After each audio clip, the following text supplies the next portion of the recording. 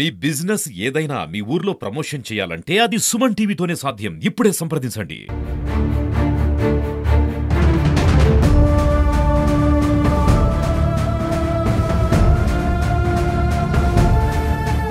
మృతుడు ధర్మాన రమేష్ ఆయన నివాసం ఉంటున్నటువంటి ఇల్లండి ఇది.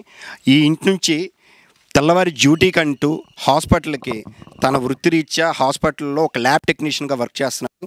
అటువంటి ల్యాబ్ టెక్నీషియన్ తెల్లవారి 7 గంటలకి బయలుదేరిన తర్వాత వాళ్ళ మిత్రుడు, వాళ్ళ స్నేహితుడు, సన్నిహితుడు అయినటువంటి మరొక కుర్రోడు, గోపి అనే కుర్రోడు తన్ని హాస్పిటల్కి తీసుకెళ్ళి నుంచి వేరే ఊరు ఎక్కడైతే గొడవ జరిగిందో ఆ ఊరికి మనం రాజీ చేద్దాము, ఎటువంటిది జరగదు, ఇంకా అయిపోయింది, ఇంకేమీ ప్రాబ్లం లేదు, ఒకసారి మాట్లాడి వచ్చేద్దామని బలవంతంగా తీసుకెళ్ళి ఇటు నుంచి ప్రాణాలతో వెళ్ళినటువంటి రమేష్ ఒక ప్రాణాలు లేకుండా ఒక మూగజీవిగా ఒక చెట్టుకి శవమై కనిపించాడండి.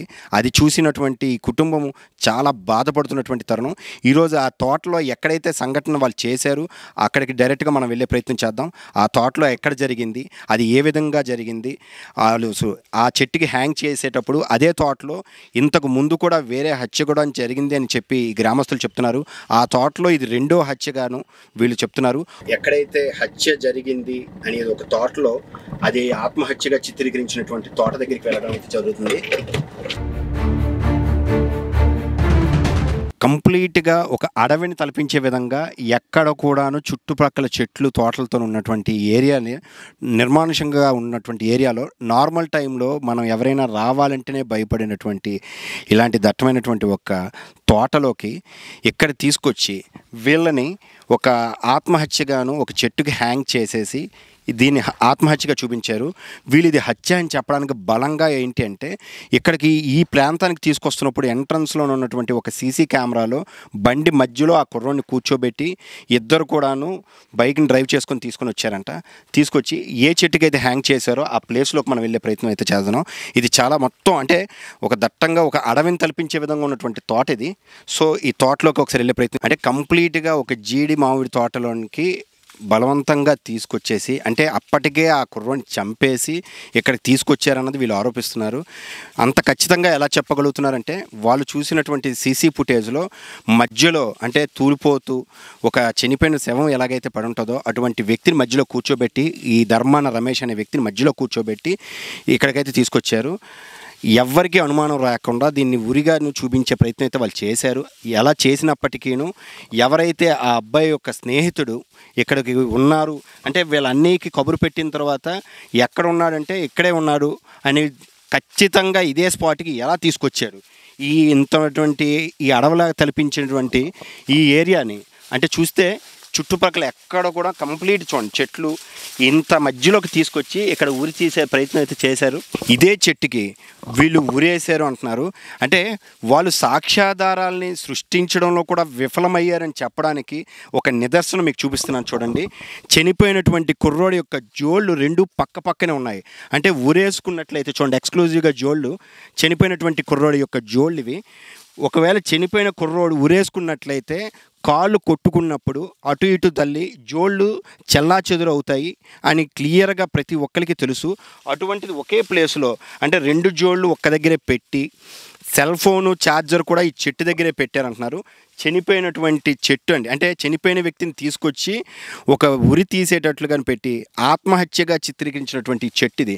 ఈ చెట్టును చూసినట్లయితే చూడండి అంటే పై కొమ్మకి ఉరి వేసుకున్నటువంటి వ్యక్తి ఆ పై కొమ్మకి ఎక్కడైతే పైన కనబడుతుందో ఆ పై కొమ్మకి కట్టేసి తాడుతో కట్టేసి హ్యాంగ్ చేశారని చెప్తున్నారు. ఆ రోజు ప్రత్యక్షంగాను వాళ్ళన్నయ్య ఈ తోట లోపలికైతే వచ్చారు. ఒకసారి ఇక్కడైనా మీరు మీ తమ్ముడిని మొట్టమొదట గుర్తించింది ఎక్కడ? ఇక్కడే సార్, ఈ తోటలో ఇదే ప్లేస్లో ఆ పైన ఆ కొమ్మ నుంచి కరెక్ట్గా భూమికి ఇంత హైట్లో ఉన్నాడు సార్. ఇంత హైట్ వరకు హైట్ కొమ్మ నుంచి ఈ భూమి ఇంత హైట్లో ఉన్నాడు సార్. ఓకే, నేను తమ్ముని కాలు ఇలా పట్టుకుని పైకి లేపితే ఇంకో అబ్బాయి పైకి ఎక్కిప్పాడు సార్. ఓకే, కాలు అయితే నేను ఇక్కడ వరకు వచ్చి ఇలా పట్టుకుని లేపాను. ఇలాగ 5గురు ఉంటే గానీ అక్కడ ముడేయడానికి అవ్వదు, అంటే ఇలాగ కట్టడానికి ఇలాగా సపోర్ట్ లేదు. అదే విషయం ఎస్ఐకి మేము చెప్పాం సార్ వివరంగా. ఎస్ఐ గారికి ఆ విషయం చెప్తే ఎస్ఐ గారు ఏమంటున్నారంటే లేదురా అది మేము ఎంక్వైరీ చేస్తాము, తర్వాత ఈ ఫింగర్ ప్రింట్స్ కూడా ఎంక్వైరీ ఏం లేదు సార్. దాని మీద మీ ఇక్కడ కొన్ని థింగ్స్ ఉన్నాయి సార్. ఈ బీర్ బాటిల్స్, తర్వాత ఈ అబ్బాయికి కైన అలవాట్లేదు, గుట్క అలవాట్లేదు, ఇవేం లేవు సార్ ఈ అబ్బాయికి. అయితే మెయిన్ అందులో అక్కడ కైన సగం చింపేసి కైన ఫుల్గా ఉంది సార్. అది ఇవన్నీ కూడా కలెక్ట్ చేసుకున్నాం సార్. అలాగే మందు బాటిల్ ఒకటి ఉంది సార్, అది కూడా ఉంది. దాన్ని కూడా ఓపెన్ చేస్తే ఉంది సార్. డీలక్స్ 4 ఉన్నాయి సార్. ఇవన్నీ కూడా ఒక 2-3 సెట్ చేసి కూర్చొని చేస్తే కానీ ఒక్కడే చేసుకుంది కాదు సార్ ఇది. ఆ విధంగా కూడా మేము అనుమానించి సార్ ఇవన్నీ మా దగ్గర ఉన్నాయి, ఫింగర్ ప్రింట్ మీరు ఎంక్వైరీ చేయించండి సార్, దాన్ని పరిశీలించండి సార్, అవన్నీ చేద్దామమ్మా తర్వాత చేద్దామని ఇలా ఎస్ఐ గారు ఒక 4 రోజులు దీన్ని అలా లాక్కుంటూ వచ్చారు సార్. అందుకే ఈ విషయమే మాకు డౌట్, అన్ని విధాలు డౌట్ వచ్చిన తర్వాత సీసీటీవీ ఫుటేజ్ చూసాం సార్. ఇవన్నీ పట్టుకుని మేము ఎస్పీ గారికి కలిసాం. ఎస్పీ గారు కూడా మాకు ఖచ్చితంగా మీకు ఎంక్వైరీ పెట్టేస్తాం అన్నారు. తర్వాత దాన్ని డిఎస్పీ గారికి బదలాయించారు. ఆయన కూడా మా తరపున మేము మొన్న దినాన్ని కలిసినప్పుడు ఆయన కూడా అదే విధంగా మాకు సమాధానం చెప్పారు సార్, ఖచ్చితంగా న్యాయం చేస్తామని అన్నారు. మరి ఇంత జరిగిన తర్వాత కూడా ఇప్పటివరకు కూడా ఎటువంటి మాకు సదరు అధికారుల నుంచి ఎటువంటి విషయం కూడా మాకు చెప్పట్లేదు సార్. ఇలా కొంతవరకు జరిగినప్పుడు కూడా చాలా న్యూస్ ఛానల్ ద్వారా ప్రసారం అయినప్పుడు కూడా ఏ విధమైనటువంటి దీని మీద ఎంక్వైరీ కూడా జరగట్లేదు సార్. ఇది ఆత్మహత్య కాదు, హత్య అని బలంగా వాళ్ళ కుటుంబ సభ్యులు, అన్నదమ్ములు చెప్తున్నారు. చనిపోయినటువంటి కుర్రోడి యొక్క పెదనాన్న మాటలు, ఆ రోజు ఈ స్థానానికి, ఈ తోటలోకి వచ్చి మొట్టమొదటి చూసిన వ్యక్తులు వాళ్ళ అన్నదమ్ముడు, వాళ్ళ పెదనాన్న కూడా వచ్చారంట. సో వారి మాటలు చూద్దాం. ఆ రోజు మేము వైజాగ్ నుండి వచ్చామండి. వైజాగ్ నుండి వచ్చేటప్పటికి 4:30 అయిందండి. సీతవలస వచ్చాము. అక్కడికి మా వాడు వచ్చి, నరేష్ వచ్చి మాకు ఫోన్ చేశాడు. పెదనాన్న ఎక్కడ ఉన్నారంటే, మేము ఇంటికాడ ఉన్నారు, ఇప్పుడే వచ్చామని చెప్పాను. అయితే మీరు తొందరగా రండి, తమ్ముడు ఇక్కడ ఉరేసుకొని చనిపోయాడు అనేసి మేము తొందరగా ఒక 2 బళ్ళతో ఇక్కడికి వచ్చాము. ఇక్కడికి మేము వచ్చేవాడికి ఎవడో నాగరాజు అన్నాడు ఒకడు, ఇంకా గోపి అన్నాడు ఒకడు. మేము రాకముందు వాళ్ళు ఇక్కడ ఉన్నారండి. వాళ్ళు ఇక్కడ ఉన్నారు. మా బాధపడితే మేము అమోసమో అనుకొని మేము ఏడ్చుకుని ఉన్నాం. ఏడ్చుకుని ఉన్న టైంలోనూ మొత్తం 35 అడుగులు తాడు. ఆ తాడు ఎస్ఐ గారు మమ్మల్ని నా చేత ఇప్పించాడు. నేనే ఇప్పాను, ఎవరు ముట్టకూడదు, నేనే ముట్టుకున్నాను అనేసి ఆ తాడు నేనే ఇప్పినాను. ఆ తాడు కూర్చుకుంటే 35 అడుగులు వచ్చిందండి.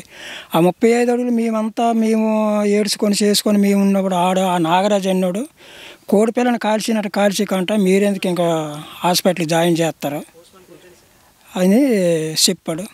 ఆ టైంలోనే మేము ఆడిని ఇక్కడ ఏదో ఒకటి చెయ్యవలసింది. మరి అధికారులు ఉన్నారనేసి మేము ఏదో చెయ్యలేదు. అది జరగవలసిన విషయం అండి. ఆ నాగరాజు ఒకడు, తర్వాత తోటిదారు అన్నోడు ఒకడు, తర్వాత ఇంకా మా ఊళ్ళో ఉన్న పిల్ల మంగమ్మ కొడుకు అన్నాడు ఒకడు, ఆ పిల్లగాల మామ ఒకడు నరసయ్య, తర్వాత ఇంకా ఆ యజమాని ఒకడు. మొత్తం 5 జరిగిందండి. ఇది ఘోరంగా జరిగిందండి. ఇది వాళ్ళు చేసిందే. ఇది వారి యొక్క కుటుంబ సభ్యులు వారి యొక్క మాటల్లో ఖచ్చితంగా ఇది ఆత్మహత్య కాదు, హత్య అని బలంగా చెప్తున్నారు. ప్రతి ఒక్కరికి శిక్ష పడాలి, వాళ్ళ కుటుంబానికి జరిగినటువంటి అన్యాయం ఇంకెవరికి జరగకూడదంటూ వారు ప్రాధాయపడుతున్నారు. వారికి న్యాయం జరగాలని మన సుమన్ టీవీ తరపు నుంచి కూడా ఖచ్చితంగా కోరుకుందాం. Thank you.